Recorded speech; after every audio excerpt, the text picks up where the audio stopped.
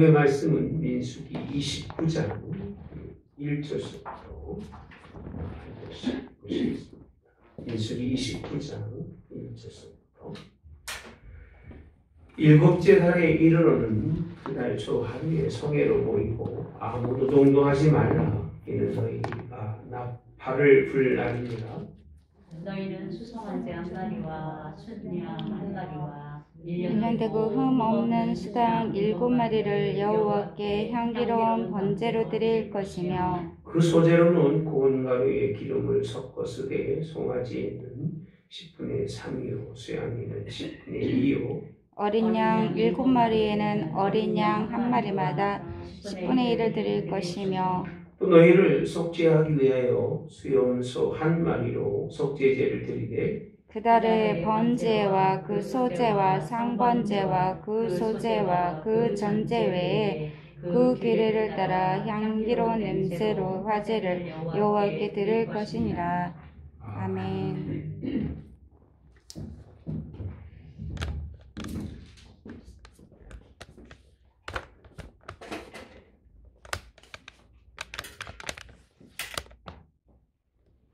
저희가 구약의 예법대로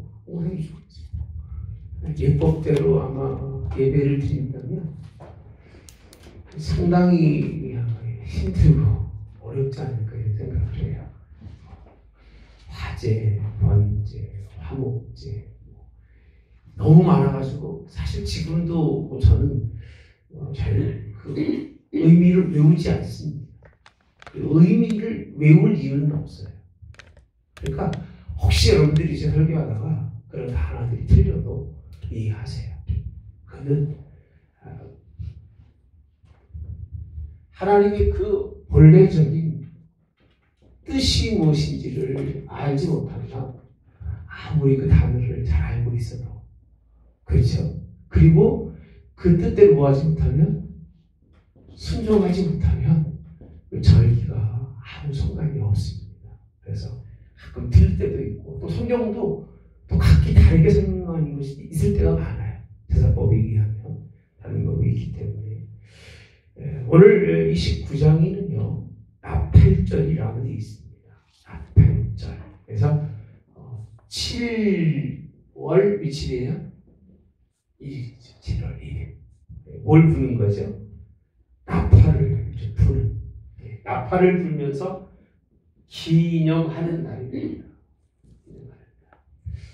이스라엘 절기로 봐서는 신년이라고 그렇게 말합니다. 신년.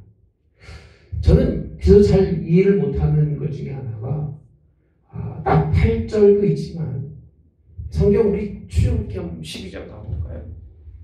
출애굽기 12장 가보시면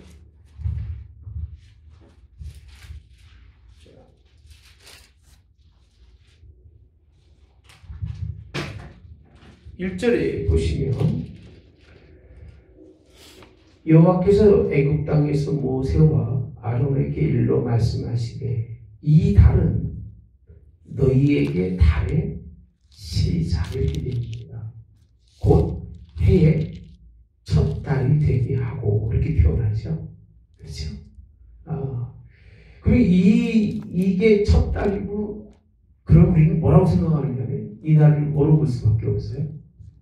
어떻게 보면 신년으로 생각할 수밖에 없는데 이스라엘은요 7월 1일을 신년으로 여기고 신년으로 삼은 것이 이게 그들이 가지고 있는 원력이라는 거예요. 원력.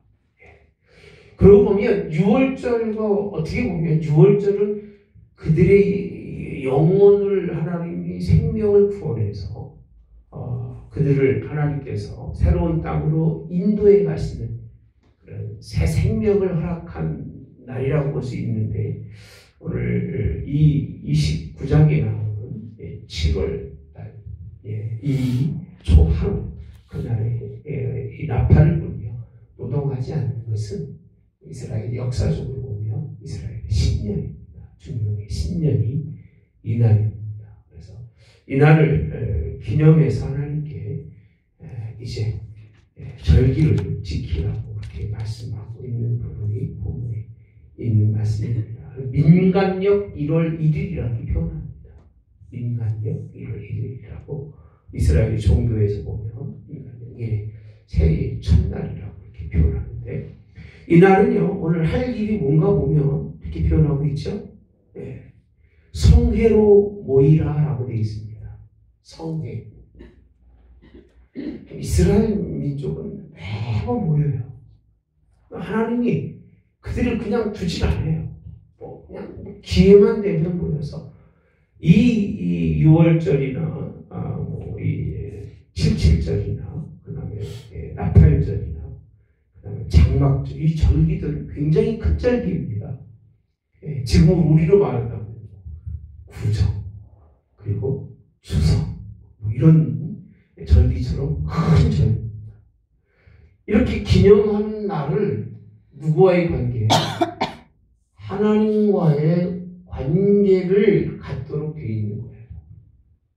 기념하는 날이 큰 날이 이스라엘 민족 그들끼리 그냥 즐겁고 놀고 그들의 가정을 위해서 이 날을 허락한 것이 아니라 이 모든 날들 누구와의 관계예요? 하나님과 이스라엘의 관계에 있어서 하나님께 뭘 드리라는 얘기예요? 제사. 하나님께 제사를 특별하게 제사를 드리라고 그렇게 말씀해 주고 있는데 자, 두 번째로는 노동도 하지 말래요. 노동도 하지 말라. 아무 노동도 하지 말라. 그날은 노동도 하지 말고 그렇게 되어 있습니다. 이는 너희가 나팔을 불지니라. 그냥 기쁜 날이고 즐거운 날이고 신년이 이것이요. 새로운 도약과 꿈을 가시는 신년 때부터 막 그 기분 나쁜 분들은 거의 없잖아요. 어쨌든 뭐 신년하면 기분 좋잖아요, 그죠? 지금 신년은 뭐 별거 아닙니다만은 옛날 구정 때는 뭐 우리 뭐 친구들 서울서 오면 뭐 바지 사오고 뭐 싸우고 그러면 다 그날 무슨 일이 날이에요? 새옷 입는 날이고 이런 내외에 있다가 못하다가 구정 가까이 가면 큰 함지가 먹고 목욕하는 날이 그날이잖아요. 그렇게 좋은 날인데 나팔 불어서 알리는 그런 날입니다. 어떻게 보면 이스라엘 민족으로 본다면 그들에게 6월절이 굉장히 중요할 거예요. 그렇죠? 6월절. 여러분들에게는 구원과 하나님과의 나의 관계가 굉장히 중요해요. 그러니까 내가 구원받은 그 날을 잃어버리면 하나님과의 관계성과 시간과 공간은 다 깨지는 거예요. 없어지는 거예요. 그렇지 않습니까? 하나님이 나를 구원, 새롭게 살게 하신 날이에요. 이 날은 누구만 한다고 했어요? 하나님과 나와의 관계가 있는 날이잖아요. 근데 이런 구원받은 백성들이 이 7월 1일에 이 날에 감사하는 것은 이들만이 아니라 다른 이들에게 하나님이 이 우리들에게 새로운 삶과 새로운 시각적으로 새로운 그런 시간적으로 새로운 새해를 맞게 해서 기념하는 날. 뭘 본다고요?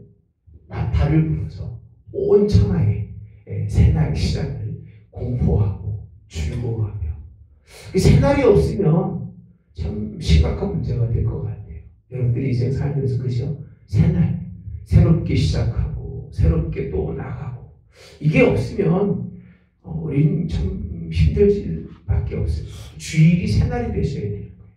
아마 묵어 있다가도 주일이 되면 새날로 싹 바뀌어야 되고 새벽에 깨워서 기도하시는 분들은 어젯밤에 있는 모든 일들은 잊어버리고 새벽이 되면 또 새롭게 기쁜 마음으로 한 해를 하루를 시작할 수 있는 그런 날들을 주시는 그런 뜻이 아닌가. 예수님께서 아까 말씀드렸잖아요. 나팔절에 예수님 오실 때 뭐 불고 오시죠? 나팔 소리가 나서 나팔 불고 오시잖아요. 그때 새하늘과 새 땅이 열리는 그런 때도 여전히 그렇게 예수님의 그런 복음의 선포를 통한 재림과 심판의 사건을 총정리하는 것이 나팔 불고 오시는 주님의 역사를 그렇게 설명해 주고 있는 것이 이 절기입니다. 특별히 제가 설명해 드릴 게 없어요. 이 절기는. 근데 7월에 또 하나의 절기가 있는데 이게 무슨 절기냐면 7절에 보니까 일곱째 달 열흘 날이라고 되어 있습니다. 열흘. 그러면 10일이죠. 그죠? 너희가 성회로 모일 곳이요 이렇게 표현합니다. 7월 10일 7월달은 모이는 날이에요. 온전히 다 그냥 정월 초하루부터 그냥 모여서 자 12절도 뭐라고 되어 있어요? 일곱째 달 15째 날에는 이렇게 표현하잖아요. 그러니까 일요일날도 모여서 그리고 열흘날도 모이고 또 열흘 5일이 지난 15일에는 무슨 절이라고 그래? 초막절이라고 그럽니다. 초막절. 초막절을 지키는 거예요. 초막절은 말씀해 보면 1회 동안 하나님 앞에 지키는 절.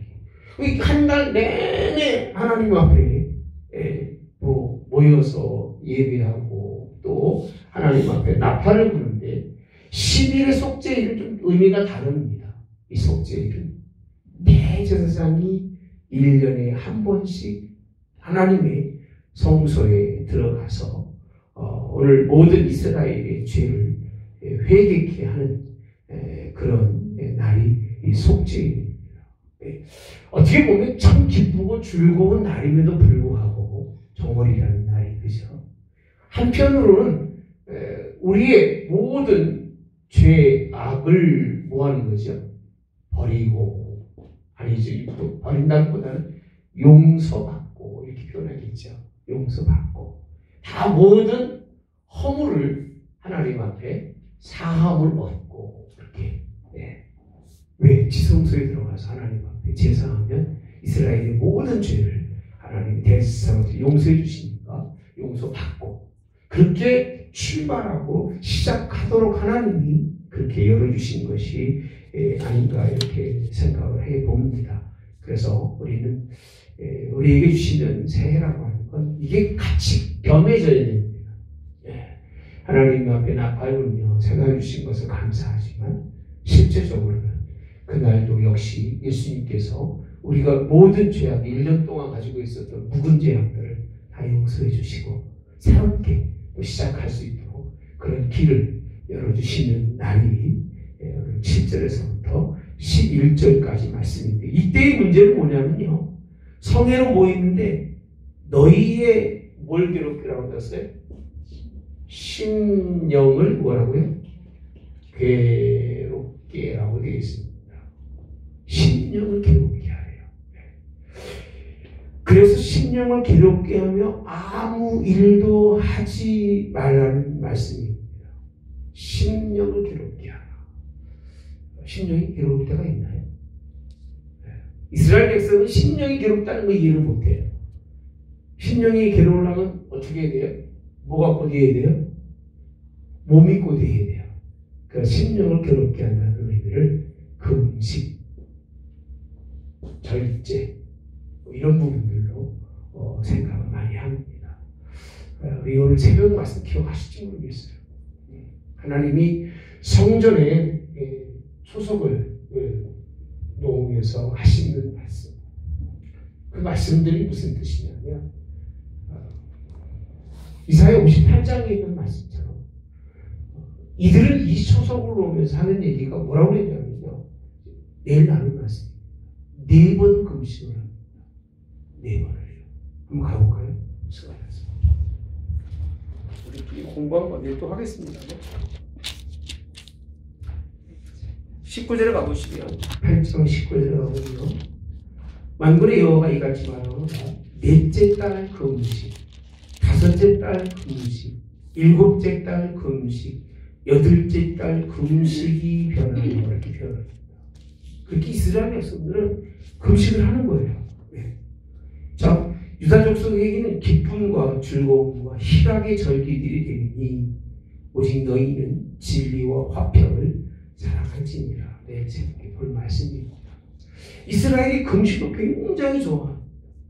네. 금식을 하는 것이 뭘 괴롭게 하는 거예요?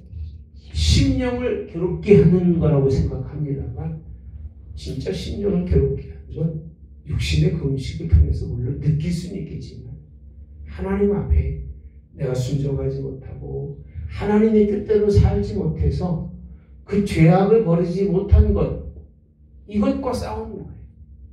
다시 말씀드리면 하나님의 복음의 뜻은 이것이라며 이대로 순종하지 못한 것에 대한 그런 마음의 심령의 싸움. 신앙은 싸움이에요. 저는 신앙은 싸움이라고 봐요. 여러분 신앙생활 오래 하고 신앙생활 한다고 성경 많이 한다고 싸우지 않는 건 아니에요. 하면 할수록 더 싸워야 되는 거예요. 말씀은 알으면 알수록 더 부딪히는 거예요. 그게 굉장히 고통스러운 거예요. 믿음의 신앙생활을 하면서 이 심령이 괴롭지 않는 사람은 조금 문제가 있는 거예요. 신앙생활을 제대로 안 하는 사람이에요. 성경을 모르든지 들어도 그냥 무시해버리고 그냥 자기 생각대로 살아가는 사람은 뭐 부딪힐 이유가 없죠. 심령. 괴로움이 없는 거예요. 근데 하나님의 말씀과 듣고 나서 계속 부딪히잖아요. 나가서는 또 부딪히잖아요. 안 부딪힐 수가 없잖아요. 하나님의 복음으로 살아가는 동안. 근데 그 부딪힘 속에서 괴로움을 자기 자신에게 찾아서 하나님의 뜻대로 버리고 새롭게 시작하는 것이 하나님의 섭리인데 이스라엘 백성들은 그 음식. 그래서 우리 스가랴서 새벽에 못 나오는 세 분들 때문에 거기 한번 읽어보십시오. 그 음식보다 하나님이 먼저 전해주신 하나님의 말씀이 뭐냐? 공정한 재판하고 과부와 어려운 사람들을 뭐하게 하지 말고 힘들게 하지 말고 그들을 잘 섬기며 살아가야 하나님의 성전이 세워지는 여기가 있는 것이고 이렇게 하나님 앞에 드려지는 절기가 의미가 있는 건데 마음을 괴롭게 하는 게 아니라 심령을 괴롭게 하는 게 아니라 육체를 괴롭게 하고 끝내는데 이게 로마 시대 이후로도 계속해서 고행이라든지 이런 부분들로 수도 생활이라든지 그런 부분을 들어가서 하나님의 이 구원의 나팔을 불지 못하고 오히려 여기에만 자기 그 괴로움으로만 머무르는 일들을 성경을 통해서 참 많이 볼 수 있습니다. 여러분, 우리는 히브리서 한번 9장 가볼까요? 오늘 이 7절에 있는 말씀은 히브리서 9장이고 전체적으로 답해주지 않을까 생각을 합니다. 22절 가보시면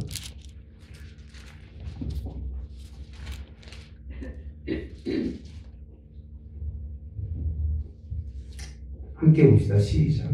율법을 따라 거의 모든 물건이 피로써 정결하게 되나니 피 흘림이 없은즉 사함이 없느니라. 이 부분의 말씀은요 앞에서 쭉 설명해 주는 말씀인데 11절을 이렇게 표현하죠. 그리스도께서 장래 좋은 일에 11절입니다. 장래 좋은 일에 대제사장으로 서오사 손으로 짓지 아니한 것 곧 이 창조에 속하지 아니한 더 크고 온전한 장막으로 말미암아 염소와 송아지에 필요하지 아니하고 오직 자기의 피로 얻게 되어 있습니다. 영원한 속죄를 이루사 단번에 성소에 어떻게 하셨어요? 들어가셨느니라. 그러면서 13절 염소와 황소의 피와 및 암송아지의 죄를 뿌려서 부정한 자에게 뿌려 그 육체를 정결하게 하여 어떻게 했죠? 거룩하게 하거늘 하물며 영원하신 성령으로 말미암아 흠없는 자기를 하나님께 드린 그리스도의 피가 어찌 너희 양심을 죽은 행실에서 깨끗하게 하고 살아계신 하나님을 섬기게 하지 못하겠느냐라고 되어 있습니다. 여기서 뭐라고 되어 있어요? 너희 양심을 기려라. 죽을 행실에서. 그러고 보면 이 부분과 연결이 되잖아요. 그죠? 근데 구약의 이스라엘 백성들은 마음을, 심령을 괴롭게 하여라고 되어 있어요. 괴롭게 하여. 이걸 통해서 예수님이 이루신 그 미리 있어질 사건들을 설명해 주면서 이렇게 정말 깨끗하게 살아나고 그렇게 되기 위해서 괴롭게 하라고 하신 말씀인 거예요. 기쁜 날이지만 괴로운 날, 이 날이 이스라엘의 죄를 용서받는 이 괴로움을 통하지 않고서는 정함을 얻을 수 없는 그런 사건을 우리에게 설명해 주고 있는 부분이 오늘 부분에 있는 말씀입니다. 예수님께서 한번 온 김에 다시 한번 히브리서 10장으로 가볼까요? 온 김에 12절에 보시면 12절부터 볼게요. 제사장마다 매일 서서 섬기며 자주 같은 제사를 드리되 이 제사는 언제나 죄를 없게 하지 못하거니와 오직 그리스도는 죄를 위하여 한 영원한 제사를 드리고 하나님 우편에 앉으사 그 위에 자기 원수들이 자기 발등상 되게 하실 때까지 기다리시나니 그가 거룩하게 된 자들을 한 번의 제사로 영원히 어떻게 하셨어요? 온전하게 하셨느니라. 할렐루야. 15절 또한 성령이 우리에게 증언하시되 주께서 이르시되 그날 후로는 그들과 맺을 언약이 이것이라 하시고 내 법을 그들의 마음에 두고 그들의 생각에 뭐하리라? 기록하리라 하신 후에 또 그들의 죄와 그들의 불법을 내가 다시 기억하지 아니하리라 하셨으니 이것들을 사하셨은즉 다시 죄를 위하여 제사 드릴 것이 없느니라. 여기 너무 잘 되어 있는 말씀들이기 때문에 히브리서를 공부하면 사실 구약의 제사의 완성이 뭔가를 설명해 주고 있는 부분이기 때문에 우리가 공부한 말씀들입니다. 이 한 번의 제사를 통해서 이루신 주의 큰 뜻. 이건 우리는 가지고 있기 때문에 이 날들은 이거를 비춰주고 있는 그림자라고 생각하시면 되는 거예요. 우리가 마음을 괴롭게 하고 예수님이 이루신 구원의 의를 오늘 한계적이 아니라 완전하게 이루신 이것을 말씀으로 복음으로 하나님의 말씀이 그 속에 있으면 이게 없으면 똑같은 거예요.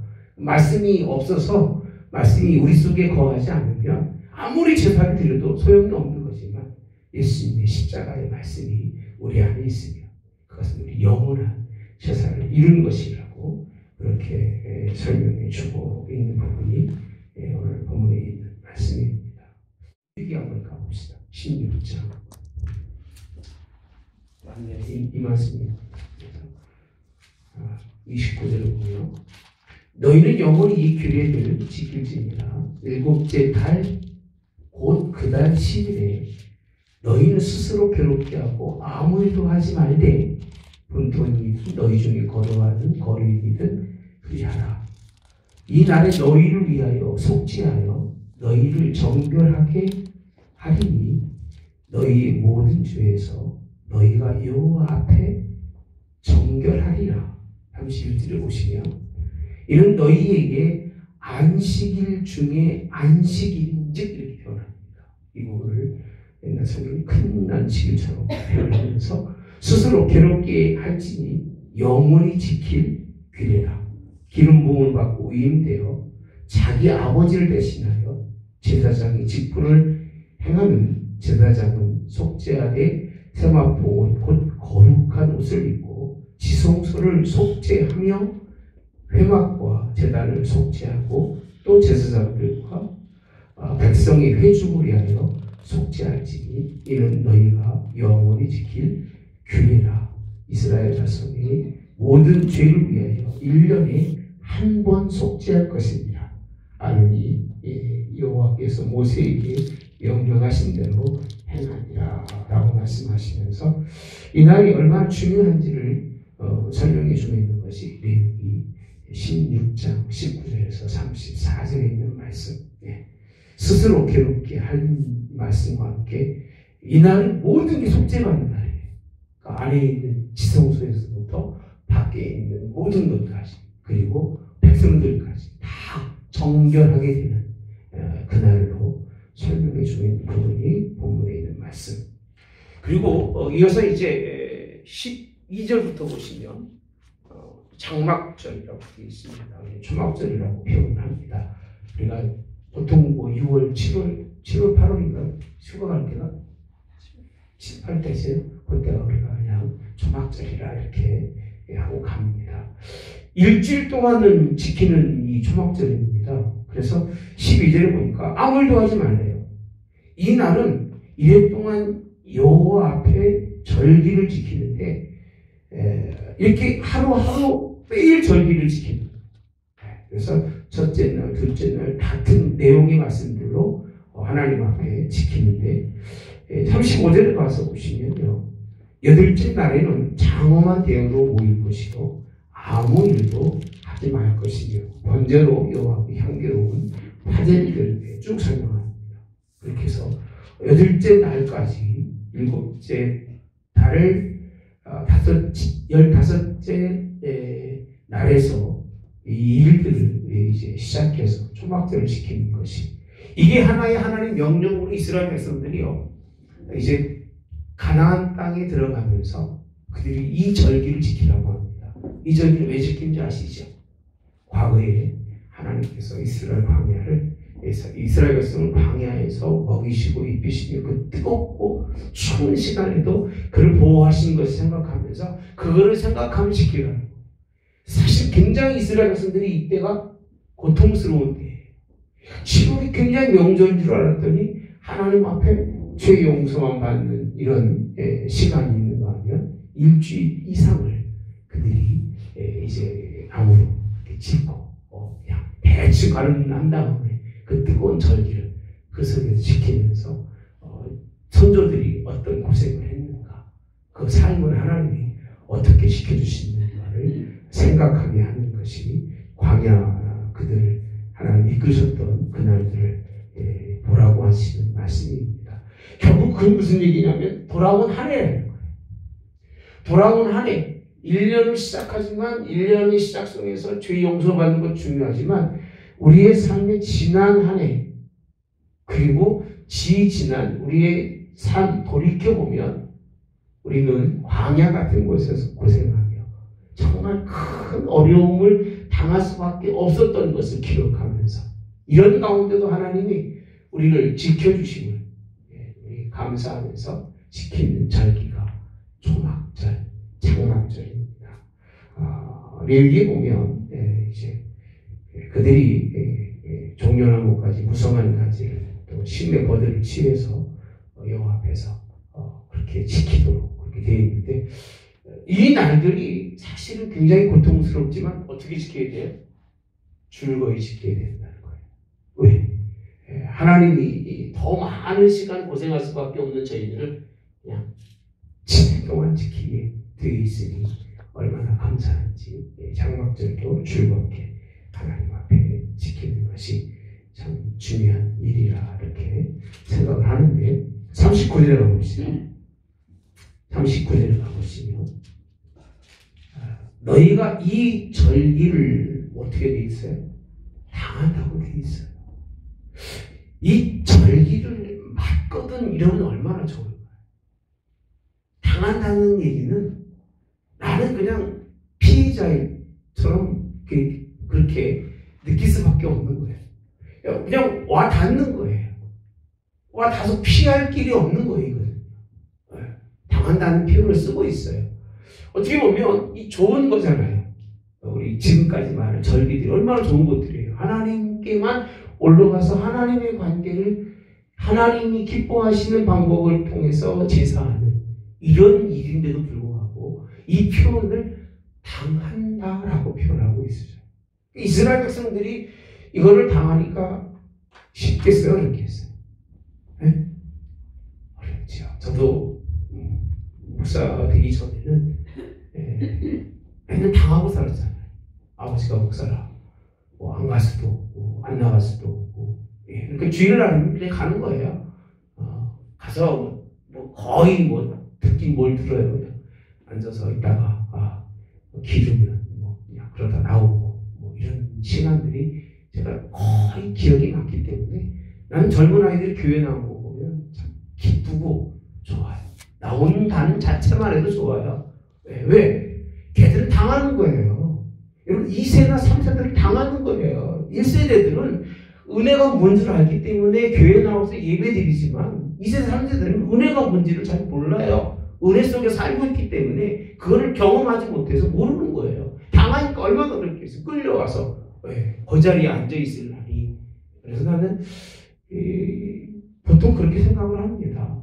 부인 따라 교회 남편 오시는 분들은 당하고 사는 거예요. 참 안타깝습니다. 인정해 주셔야 돼요, 여러분들. 이 감정이 다른 거예요. 그분들이 교회 와서 앉아있는 그 자체만으로 대단한 거예요. 왜? 그걸 다 당하고 참고 있으니 얼마나 정말 아이들이나 대단한 일인지. 물론 그 중에는 사무엘 같이 요셉처럼 하나님이 또 큰 은혜 주셔서 나오는 자녀도 있고 그렇게 감사하는 자녀도 있지만 사실은 대부분의 자녀들이 신앙이 이 하나님 앞에 드리는 이것들이 하나님의 뜻과 하나님의 뜻 순종해서 자발적으로 드리는 게 아니라 구약이 당했었던 것처럼 오늘날 많은 사람들도 안식일, 주일, 수요일 이런 일들을 새벽기도 같은 경우는 그렇잖아요. 막 기쁨으로 일어나서 즐거움으로 나오기 어렵잖아요. 저는 그래서 이런 모습을 보면서 좀 더 당한다는 표현보다는 이제 우리는 맞이하는 이런 절기들이 됐으면 얼마나 좋을까.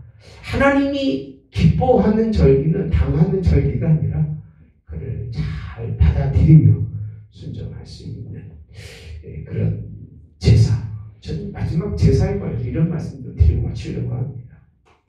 하나님 이렇게 많은 시간들을 하나님이 제사로 정하신 이유가 뭘까? 뭘까를 생각해 봅시다. 왜 이렇게 많이 만들어 놓으셨어요? 용서해 주려고? 예? 뭐 때문에 그래요? 이 관계예요. 관계. 만남이에요. 만남. 예. 하나님은요. 이거를 통해서 우리와 뭐 하자는 거예요? 만나는 거예요. 만나는데 이 제사라는 것은 하나님을 만나게 하는 뭐에 지나잖아요? 통로예요. 통로. 과정이에요. 과정. 이 과정이 아니고는 하나님을 구할 수가 없어요. 만날 수가 없는 거예요. 이 과정을 통해서 뭐 하니까? 죄 사함과 용서. 그렇죠? 그리고 이 사건의 결과는 무엇이죠? 결과는 하나님께 영광이 되기 때문에 이걸 통해서 하나님이 만나는 거예요. 하나님 자주 만나는 걸 좋아하십니다. 자주 만나기 원하시는 게 하나님의 일이시기 때문에 말세에 모이기를 패하는 어떤 이들의 습관과 같이 하지 말고 그날에 가까운 것으로 더욱더 그리하라. 모이라고 말씀해 주고 있습니다.